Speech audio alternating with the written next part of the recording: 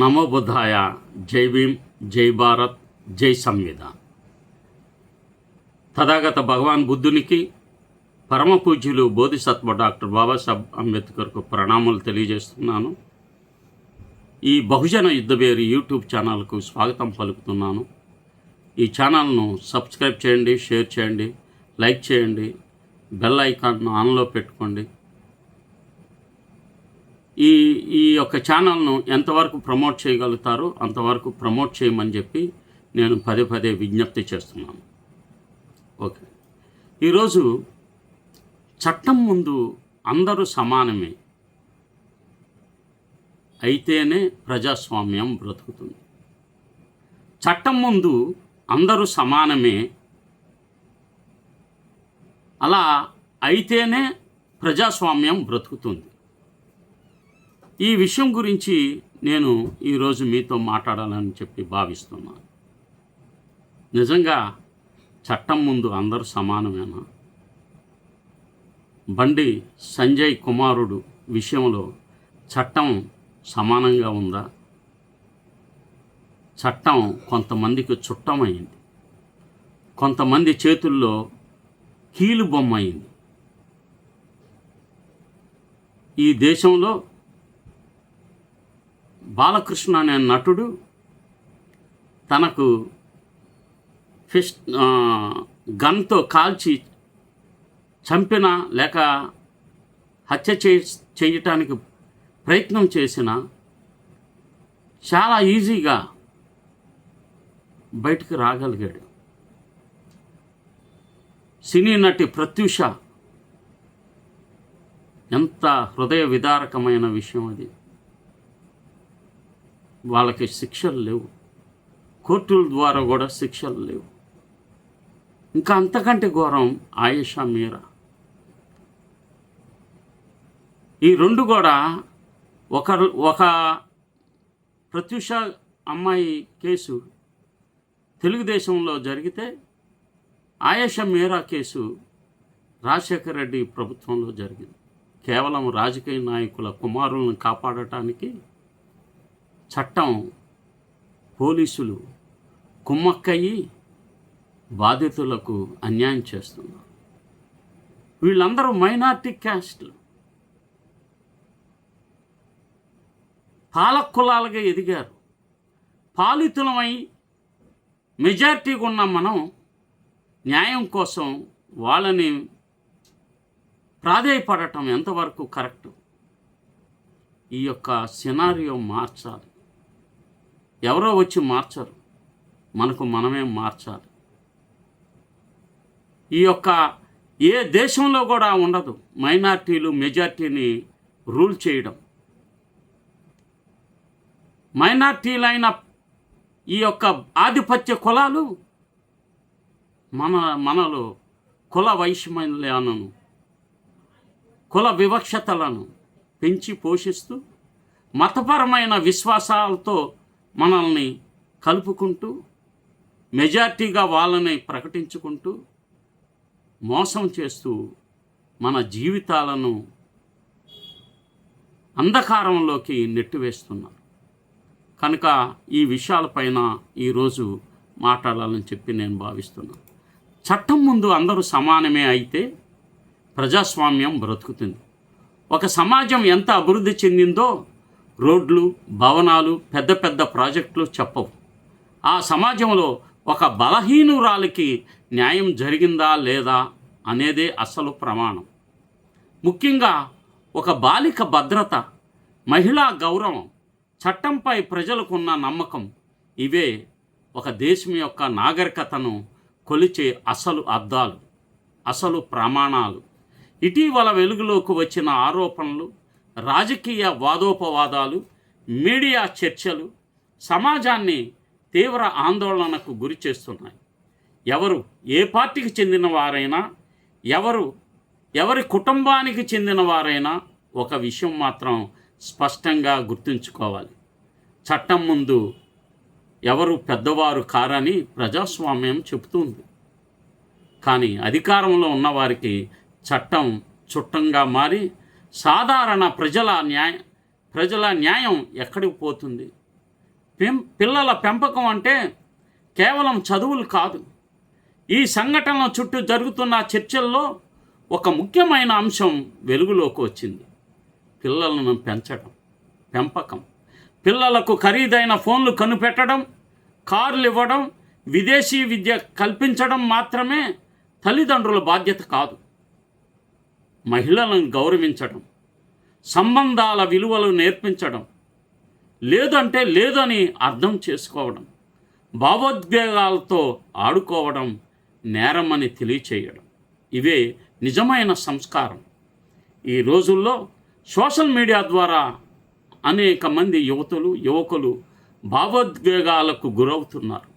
ప్రేమ పేరుతో మోసం చేయడం, మానసిక ఒత్తిడి కలిగించడం, నువ్వు లేకపోతే నేను చచ్చిపోతాను వంటి మాటలతో ఎమోషనల్ బ్లాక్మెయిల్ చేయడం చాలా ప్రమాదకరమైన ధోరణి.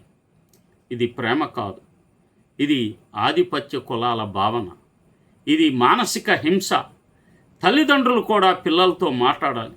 వాళ్ళు ఎవరితో తిరుగుతున్నారు, ఎలాంటి సోషల్ మీడియా వాడుతున్నారు, ఎవరితో ఎమోషనల్గా కనెక్ట్ అవుతున్నారు అనే విషయాలను తూచా తప్పకుండా గమనించాలి. అహంకారం సమాజాన్ని నాశనం చేస్తుంది. మన దేశంలో ఒక ప్రమాదకరమైన భావన పెరుగుతుంది. డబ్బుంటే దేన్నైనా తప్పించుకోవచ్చు. అధికారం ఉంటే కేసులు ఎన్నైనా మాయం చేసుకోవచ్చు. పెద్ద మనుషుల పిల్లలకు చట్టం వేరేలా పనిచేస్తుందనే భావన ఇప్పుడు ఏర్పడుతుంది. ఇది ప్రజాస్వామ్యానికి అత్యంత ప్రమాదకరం. పేదవాడు కొడుకు తప్పు చేస్తే వెంటనే అరెస్ట్, కానీ ధనవంతుల పిల్లల విషయంలో ఆలస్యం. ఇలాంటి అనుమానాలు కూడా ప్రజల్లోకి రాకూడదు. ఎందుకంటే న్యాయం ఆలస్యమైతే ప్రజలు చట్టంపై నమ్మకం కోల్పోతారు. చట్టం నిజంగా బలంగా ఉండాలి అంటే అది బలహీనుల పక్షాన నిలబడాలి. బాధితురాలు ఎవరి కూతురైనా సరే ఆమెకు రక్షణ, గౌరవం, ధైర్యం ఇవ్వాలి. ఆమెను భయపెట్టే ప్రయత్నాలు, సోషల్ మీడియాలో అవమానించే చర్యలు, రాజకీయ లాభ నష్టాల కోసం ఉపయోగించుకోవడం, ఇవన్నీ సమాజం ఖండించాలి. సోషల్ మీడియా ఆశీర్వాదమా లేక ప్రాణాలకు ఉచ్చా? ఇప్పటి తరం ఎక్కువగా డిజిటల్ ప్రపంచంలో జీవిస్తుంది.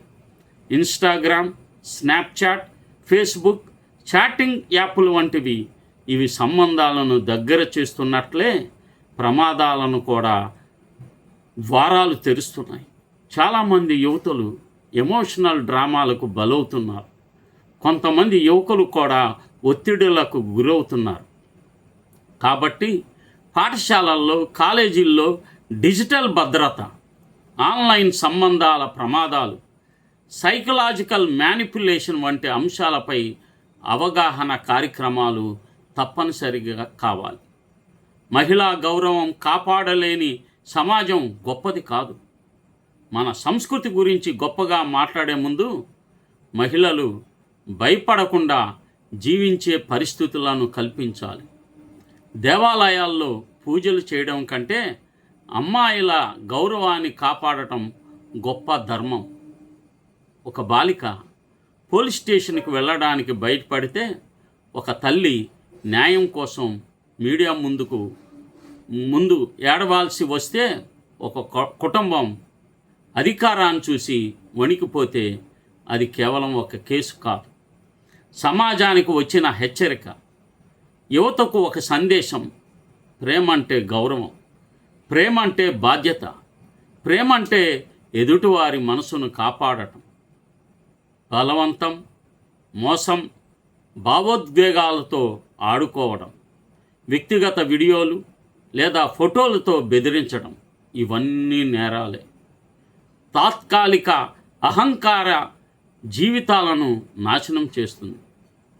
ఒక తప్పు ఒక అమ్మాయి జీవితాన్ని చీకట్లోకి నెట్టవచ్చు, ఒక కుటుంబాన్ని కూలగొట్టవచ్చు, ఒక యువకుడి భవిష్యత్తును జైలుకు తీసుకువెళ్ళవచ్చు. చివరికి దేశాన్ని నిజంగా రక్షించేది ఆయుధాలు కాదు, న్యాయం. ఈ సమాజాన్ని నిలబెట్టేది రాజకీయాలు కాదు, విలువలు. ఈ దేశాన్ని కాపాడేది, ఈ తరాన్ని కాపాడేది డబ్బు కాదు, సంస్కారం. మన పిల్లలకు భయం కాదు, బాధ్యత నేర్పాలి. అధికారాన్ని కాదు, హ్యూమానిటీని, నేర్పాలి. మహిళలను బలహీనురాలుగా కాదు, గౌరవించాల్సిన వ్యక్తిగా చూడటం నేర్పాలి. అప్పుడు మాత్రమే ఒక మంచి సమాజం నిర్మించగలం. చట్టం ముందు అందరూ సమానమే అనే మాట పుస్తకాలలో కాదు, ప్రజల జీవితాల్లో కనిపించిన రోజే నిజమైన ప్రజాస్వామ్యం విజయం సాధిస్తుంది. చాలా దేశాలలో ఇప్పటికే స్కూళ్ళల్లో, కాలేజీల వరకు ఫోన్స్ని బ్యాన్ చేశారు. ఏంటో తల్లిదండ్రులు ఆడపిల్లలకి ఫోన్లు కొనించడం ద్వారా ఆ ఫోన్ ఒక ఆటం బాంబుగా వాళ్ళ చేతుల్లో ఉంటుంది.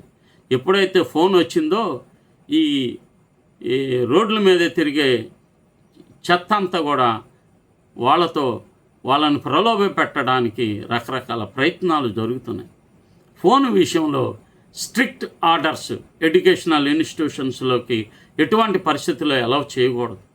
వాళ్ళకి ఎంత నియంత్రిస్తే అంత మంచి భవిష్యత్తు పిల్లల విషయంలో జరుగుతుంది. చాలా దేశాలలో నిర్భయంగా మీరు యూట్యూబ్లో వేరు దేశాల యొక్క పరిస్థితిని మీరు చూస్తూ ఉంటే వాళ్ళు ఎంతో భద్రంగా రాత్రుల పూట అయినా సరే ఎంతో ధైర్యంగా వాళ్ళు స్వేచ్ఛగా తిరుగుతున్నారు.